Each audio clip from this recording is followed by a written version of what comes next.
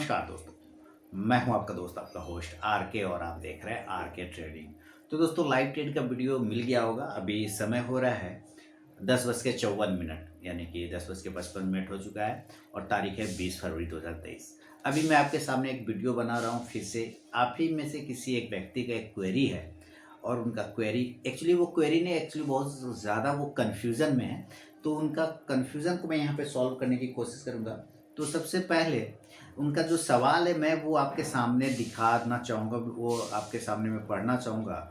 उनका सवाल last time मैंने एक वीडियो डाला था, आपको याद होगा कि कभी भी स्टॉप लॉस परसेंटेज में नहीं होता है ना। इस तरह के एक क्वेश्चन आए थे आपके सवाल मेरे जवाब में। तो मैंने वहाँ पे क्लियर करने का कोशिश किया था कि कभी भी स्टॉप लॉस परसेंटेज में नहीं होता है। तो वो वीडियो देखने के बाद उनका एक सवाल है और उनका नाम है वेब टेक। क्या नाम है? Web tech. मेरे मोबाइल ऐप पर वो रजिस्टर्ड है। तो वहाँ पे वो अपना क्वेरी लिख रहे हैं, हैप्पी शिवरात्रि सर, मैं आज आपका वीडियो देख रहा हूँ। ये संडे को कल पोस्ट किया था, तो उस दिन उन्होंने देखा था और कल ही उन्होंने सवाल भी भेजा था। मैं आज आपका वीडियो देख रहा हूँ, आपका कहना है कि कभी भी स्टॉप लॉस परसेंटेज में नहीं लगाया जाता है। ज़ेरोधा में सीएनसी ऑर्डर में स्टॉप लॉस परसेंटेज में लगाने का ऑप्शन होता है, इसका क्या मतलब है? क्या ज़ेरोधा में गलत ऑप्शन दिया है?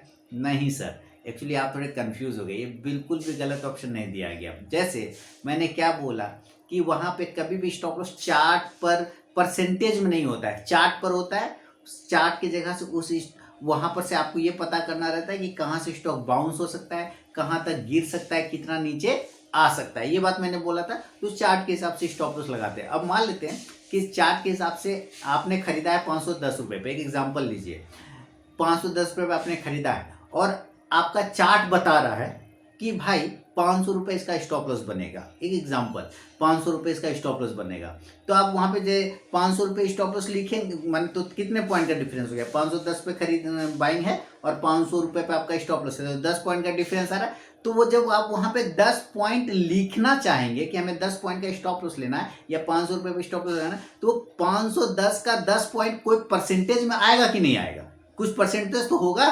510 का 10% कितना? 2% हो जाएगा? नहीं होगा। तो लगभग 2 से 2.5% आ जाएगा। तो वो ऑटोमेटिक कैलकुलेट करता है 2.5%, क्योंकि उसका जो मैकेनिज्म है, जो ब्रोकर का मैकेनिज्म, टेक्निकल चीज़ें बनी हुई है, वो परसेंटेज पे ही चलता है। हम भारतवासी लोग हमेशा मुनाफा या प्रॉफिट या लॉस कैसे देखते हैं? रुपया में। अच्छा 500 का प्रॉफिट हो गया, अच्छा 1000 का प्रॉफिट हो गया, अच्छा आज हम 10,000 लगाए और 200 का प्रॉफिट हुआ, अरे यार 200 में क्या होगा? एक्चुअली हम वैल्यू में देख रहे हैं, इसलिए हमें ये नहीं पता। लेकिन एक्चुअली परसेंटेज में हमारा जो मैकेनिज्म काम करता है वो परसेंटेज पे काम करता है। बैंक में भी जाएंगे तो आपको पूछेगा कि हम आपको 5% रिटर्न देंगे, 3%। वो कभी ये नहीं कहेगा कि हम आपको 500 रुपया रिटर्न देंगे, हम आपको 400 रुपया रिटर्न देंगे। वो कभी ये बात नहीं बोलेगा। वो क्या बोलेगा? हमेशा 3% रिटर्न देंगे, 5% रिटर्न देंगे, परसेंटेज में। तो इस वजह जो सिस्टम बनाया गया ना, वो भी परसेंटेज में बनाया गया। आप वैल्यू, आप भले ही 500 रुपये पे स्टॉप लॉस लगाइए, लेकिन वो कैलकुलेट कर लेगा ऑटोमेटिक कि 510 का से लेके 500 पे ये लगा रहा है तो कितना परसेंट ये ले रहा है। ऑटोमेटिक वो परसेंटेज में कैलकुलेट कर लेता है। ठीक है, तो वो गलत ऑप्शन नहीं है। आपका लगाना चार्ट के हिसाब से, कैलकुलेशन वो ऑटोमेटिक परसेंटेज में कर लेगा कि 500 में से 510 पे खरीदा, 500 पे स्टॉप लॉस, तो 10 पॉइंट आया, तो इसका कितना का हो गया? लगभग 2.5%। वो वहां पे लिख देगा 2.5%। जैसे आप लिखेंगे 500 का स्टॉप लॉस, वो 2.5% अपना मैनेज कर लेगा। वो अपने आप के, वो गलत नहीं है। एक्चुअली हमारा मैकेनिज्म ही काम करता है परसेंटेज के हिसाब से। इसके वजह से वहां पे ऑप्शन दिया गया है परसेंटेज में। इसलिए कोई भी ब्रोकर गलत नहीं है, ये मत समझिए कि वो गलत ऑप्शन दिया गया है वहां पे। तो ये वेबटेक जी का सवाल था जो कि मैंने आपको बताया। अब मैं यहाँ पे दूसरा चीज बोलना चाहूंगा कि अगर आप आज लाइव ट्रेड का वीडियो देख रहे होंगे या देखेंगे तो आपको पता चलेगा कि आज हम लोगों ने इंडसइंड बैंक में ट्रेड किया था। इंडसइंड बैंक में ट्रेड किया था। तो इंडसइंड बैंक के आपके मन में आएगा सवाल कि सर इंडसइंड बैंक ही क्यों? आखिर आपने क्यों इंडसइंड बैंक को सेलेक्ट किया? क्यों इसका रीज़न हुआ? तो देखिए, मैं आपको बताना चाहूँगा कि इंडसइंड बैंक सिर्फ एक ही ट्रेड मैंने किया और सक्सेसफुली लोग ज्वाइन थे। आप देखेंगे मेरे जितने भी स्टूडेंट लोग हैं वो सब लाइव सेशन में थे और मस्त हम लोग गाना गाते हुए ट्रेड कर रहे थे, कहीं कोई टेंशन नहीं हो रहा था। सिलेक्शन क्यों हुआ था इंडसइंड बैंक का?